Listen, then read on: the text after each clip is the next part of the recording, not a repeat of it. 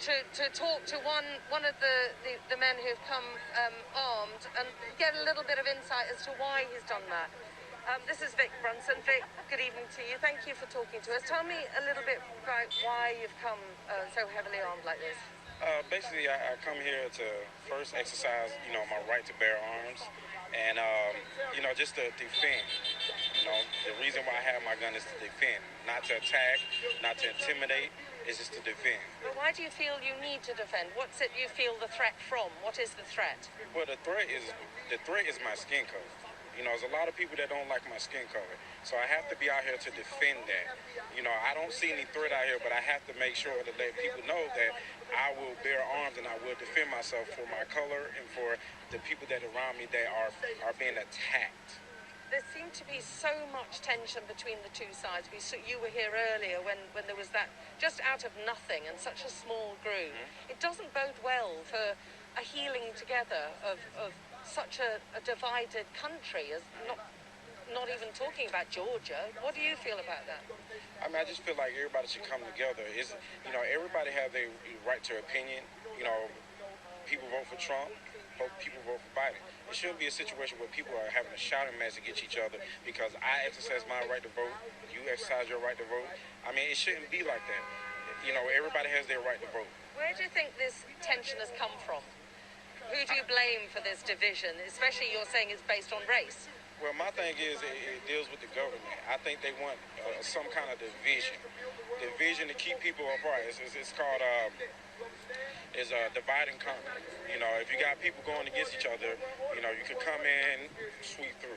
But I feel like everybody should come together and not look at people being out here just to exercise their right to vote and exercise their right to bear arms. Because, like I said, with me carrying a gun, shouldn't scare anybody because it is. I have to tell you, a little bit scary. Okay. Look how heavily armed you are. I come from a country where most of the police don't carry guns, and citizens on both sides of supporters from two political parties are heavily armed. And there seems to me the potential for violence is there whilst you're carrying that gun.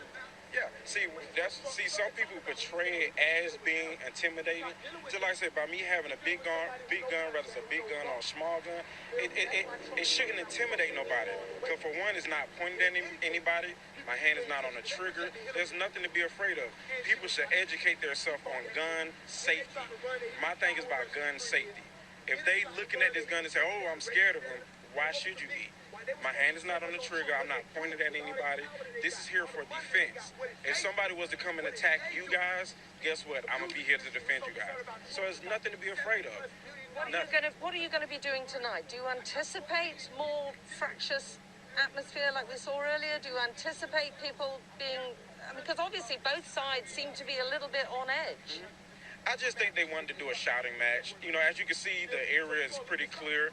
Everybody they wanted to express themselves on the views of the presidency. So to me, it looked like they just wanted to have a shouting match. They just wanted to say, "Hey, my point, Biden and Trump." They're just expressing themselves. Because at the end of the day, when they left, it was no incident.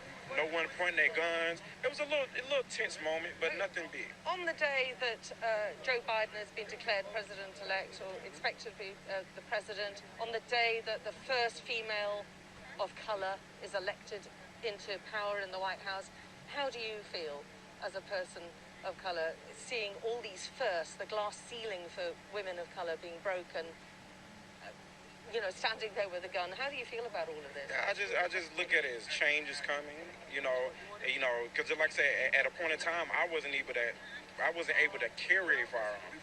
But, in the United States, I'm able to carry a firearm and to defend myself. And then, just like I said, you're looking at different boundaries being crossed. Of course, we're having the first black president with President Obama. Now we got Kamala Harris. We got her. I just think it's a step in the right direction. Is definitely letting people know that the world is changing.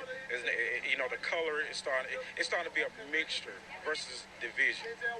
Okay, so today's a good day for you, despite the tension. Oh yeah, it's a great day. Great day. Thanks very much for talking to us, Vic Brunson, expressing a little bit of the fears amongst some of the people in Georgia, because these are uncertain times, and there are definitely appeals for calm. We spoke to Martin Luther King Jr.'s son, who said he really wants to see Republicans come out to try and calm the situation and dampen tensions everywhere in the country. Alex, many thanks. Alex Crawford there in Atlanta, Georgia. Let's go to Philadelphia in Pennsylvania.